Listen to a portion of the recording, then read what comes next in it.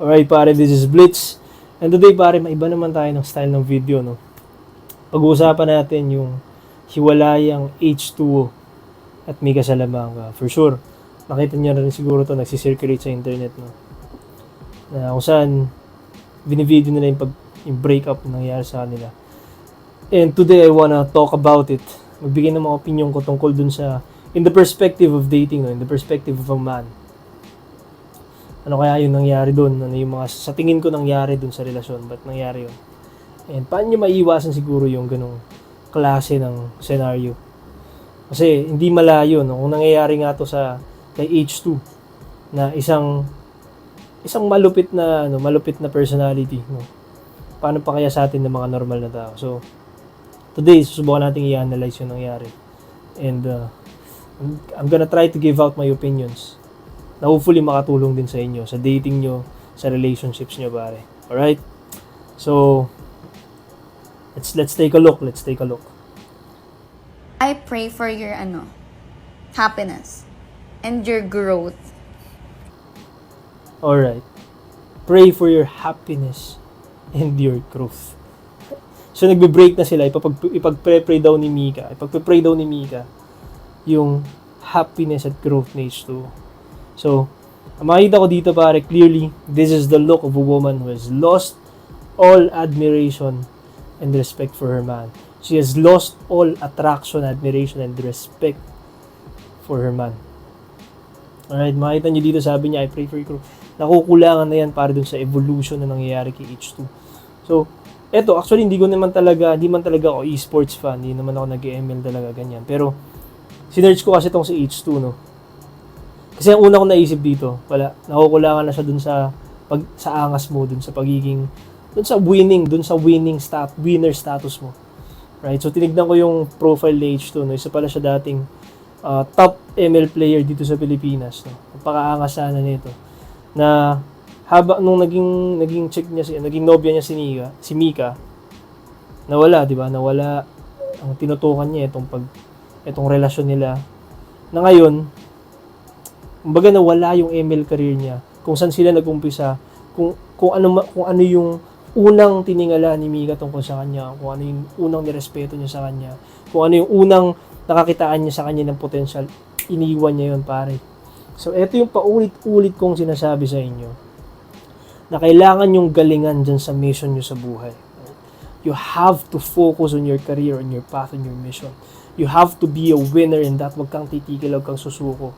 Diba? Kailangan atake, banat ng banat. Kailangan kang manalo sa lahat ng pagkakataon. Kasi ang akala yata ni H2, no? Well, siguro marami rin sa atin, no? Akala natin sa umpisa, no? Na pag tunay mong mahal yung nobya mo, pag mahal mo talaga, ibibigay mo lahat ng oras, panahon, atensyon sa kanya. Kahit pabayaan mo na lahat ng bagay sa mundo, basta may ibigay mo lang lahat ng oras, pagmamahal, atensyon sa kanya, pare. Diba? Akala natin ganun yung formula, ganun yung dapat mong gawin para mahalin ka din niya ng totoo. Pero clearly, hindi eh. Diba? Once you become a loser, once you lose your winner status, wala. Ang problema dito kasi kay H2, no? Hindi ko sinasabi na pag bumagsak ka, iwan ka na kagad nung nobya mo, hindi. Wala akong ganung sinasabi. Pero you have to keep on hustling, you have to keep on attacking the mission na binigay sa'yo ng Diyos. Okay? You have to keep on winning in that side of life. Right? Kailangan mong balansehin. Hindi ko sinasabi na wag mo siyang bigyan ng atensyon, no? Kailangan, diba? Hindi wala akong sinasabing gano'n. Kailangan pare, nagagawa mo parehas. Kailangan na nanalo ka sa mission mo.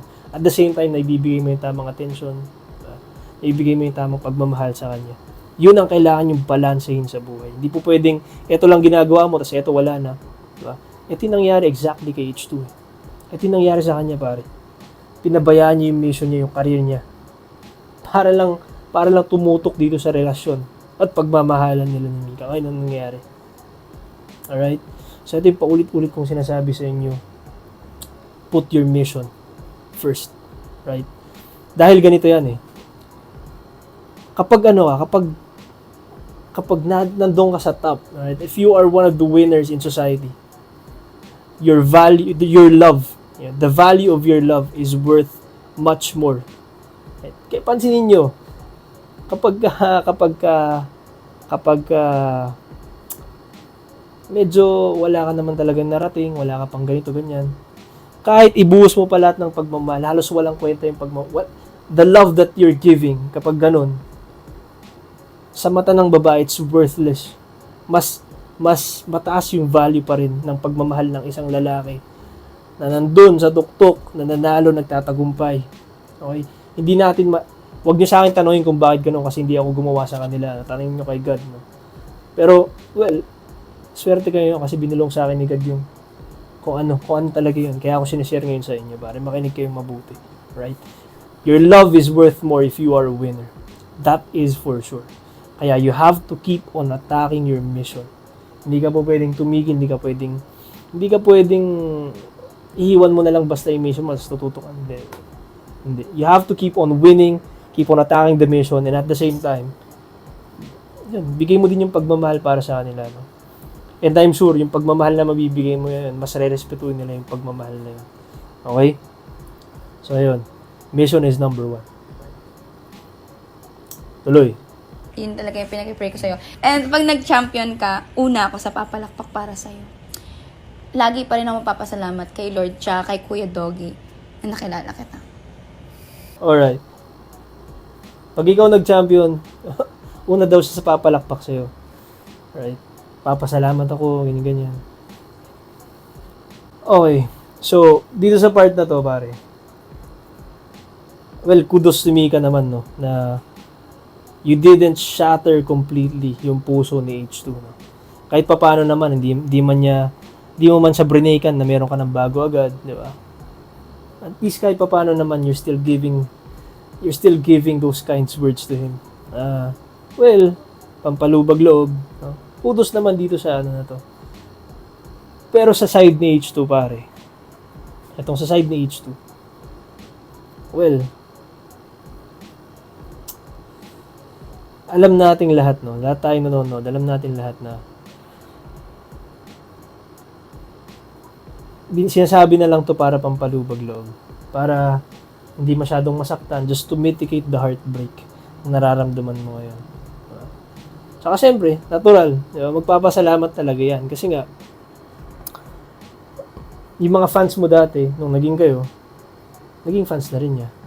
So, well, natural yan. Pero anyway, kudos din kay Mika, no, na susubukan niya pa rin i-mitigate yung heartbreak na nararamdaman ng ex niya. Okay? Tuloy. I wanna grow so high and in so much to the point na you don't have to grow for me or for our relationship. Alright.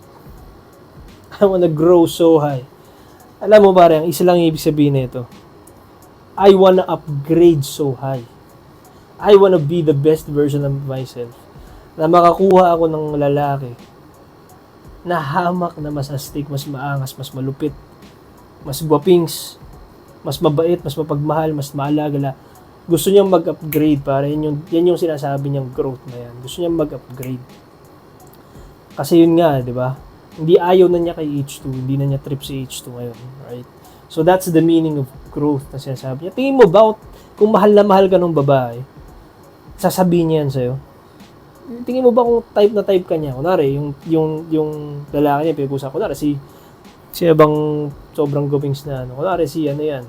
Basta kung sino man yan na mahal na mahal ng babae, tingin mo sasabihin niya sa lalaking mahal na mahal niya na gusto kong sobrang mag-grow so much that you don't need to grow. Doesn't really make sense. Pero what I see here, ang nababasa ko dito kay Mika, is that she wants to upgrade. Diba?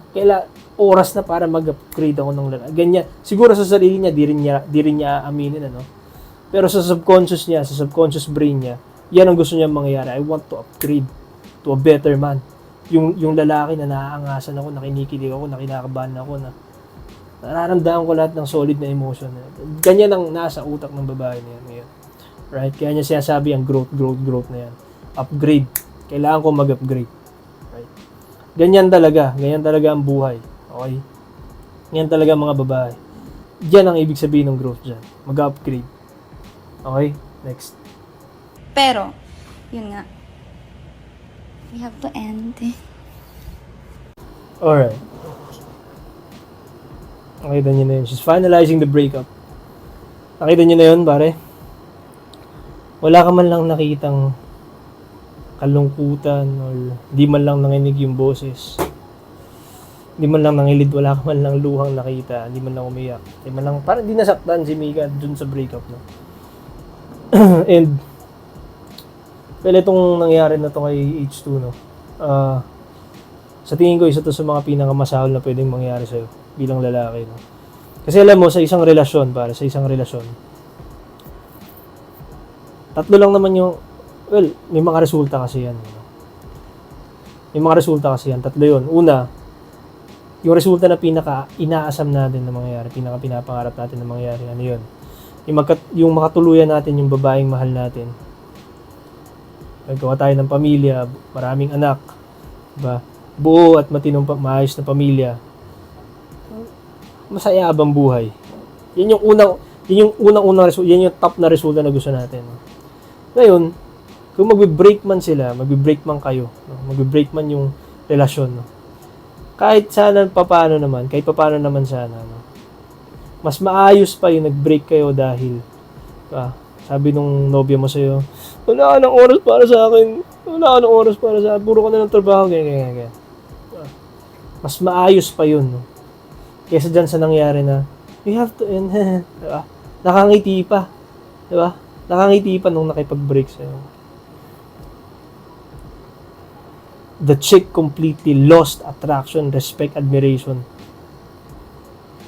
sa tropa natin na si H2, pare. So, well, masasabi ko lang din naman, no? Ayun nga, mabait si H2 kasi yan pa isa, no?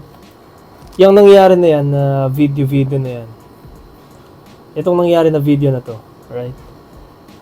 Alam natin kung sino may pakana talaga nito, no? Alam natin. Eh dito ma-i-infer mo kung sino talaga yung nagli-lead dun sa relasyon. Diba? Alam mo kung sino gumagawa ng major decisions. Ganyan. Dahil, sino ba namang lalaki yung gustong sumali sa ganyang kabaduyan? No? Ganyang kabaduyan na, ikaw na nga brinigan, tapos, sasali ka pa sa ganyan, bibidyohan ka pa habang binibreakan ka. Clearly, this is a business move para ma-mitigate yung damage, no? Siguro dun sa career nilang dalawa, especially kay Mika, na siya yung nag-initiate ng breakup, no? So, this is clearly a business move to mitigate yung mga detriments ngayon ng breakup na nangyari. Okay? And, well, sumakay sa trip tong si H2. Sumakay sa trip ni Mika tong si H2, pare. Okay? Kita natin yan, sino na nagli-lead? Si Mika. So, ayun. That's probably why. Right? That's probably one of the reasons why na she lost. Well, hindi natin alam kung ano tumakbo sa relasyon nila, kung ano nangyari sa kalagitnaan ng relasyon. Pero clearly, na makikipag-break sa'yo yung chick, hindi ka man lang makakita ng nanginginig na luha. Diba? O nanginginig na boses. Kasi masakit dapat yan diba? Pero parang wala, parang nakangiti pa. So, alam natin na wala na yung kilig, wala na yung respeto dun sa well, goods pa rin, ano? Well, yung sinasabi kong respeto, yung attraction talaga na parang you're looking up to your man. Nawala na yun sa mata ni Mika. Hindi na ganun yung tingin niya kay H2. Kaya ngayon, gusto niyang kumawala at mag-upgrade. Okay? So, ayan. Yan yung lesson dyan sa breakup na yan, no? Number 1, be a man and do your mission. Do your mission to the best of your ability para you have to attack, right? So, here's a bonus clip. Napapakita ko naman sa inyo, no? Here's a bonus clip na, well, nakita ko sa internet din, no? Kasi naghahanap ako ng ikukumpara dito dun sa nangyari. Nakikita niyo na kung anong nangyari kapag pinabayaan mo yung binigay sa'yo ng Diyos na mission mo at tumutok ka lang sa relasyon. So, tignan naman natin tong isang to, no? Na clearly, hindi siya huminto sa atake niya dun sa kailangan niyang gawin sa buhay, no? And, nagtagumpay siya. Hindi lang siya nagtagumpay dun sa mission niya. Ngayon, hindi siya binibreak. Kung titignan mo yung mga clips nilang magnobyo, no? Makikita mo. Ang tinutukoy ko dito para si Flo G.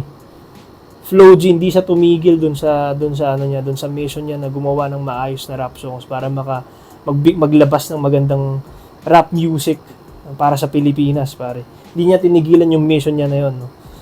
And ngayon nakikita mo siguro mas in love pa sa kanya ngayon lalo si Pastillas, 'di ba? Si Pastillas yung nobyo niya ngayon. Tignan niyo yung mga clips nilang dalawa. Parang mas bilib pa ngayon sa kanya si Pastillas, mas astig pa si Flo G sa paningin ni Pastillas.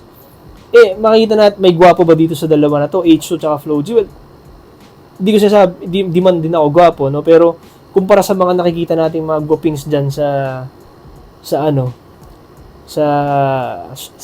internet, di ba?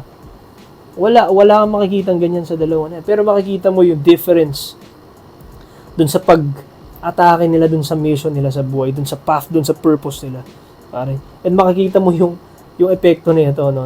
Ito, katunayan to. So, tignan natin tong video na to, no? Tungkol sa kanya. Ano yung parang dumating ba sa point na parang gusto mo na tumigil sa pagra-rap, gano'n? Ay, hindi umabot sa ganun. Hindi umabot sa gano'n. Kung ano ginagawa ko, baka ayun ititigil ko kaya sa rap Parang kahit aral, kung papapiliin mo ako, aral o rap, pipiliin ko rap. Papapiliin ako ng girlfriend o rap, pipiliin ko yung rap. Kumain o rap pa rin pipiliin ko. Rap pa rin talaga, no? Talagang ganun gagawin ko. Wala talaga ibang gagawin. So, nakita niyo yun? Aral o rap pa rin talaga. Girlfriend o rap pa rin. Ang point nito, pare, is yung mission. You have to win. You have to attack your purpose, your mission, your path. Dominate that shit. And you win. And you will see it. Pare, yung pagmamahal na ibibigay mo dun sa nobya mo, mas ma-appreciate niyo yung pagmamahal na yun. If you are a winner. I am sure of that. Right? Kaya keep on winning, pare. Do your best. Right? Like what we always say, do your best and let the chips fall where they may. For sure, if you do your best, the chips will fall in the right places. Anyway, pare, I hope natuto kayo dito sa video na to. Yung mga scenarios na pinakita natin, nakita nyo naman, no? And, yeah. Like, comment, subscribe. Cheers, everyone. Peace.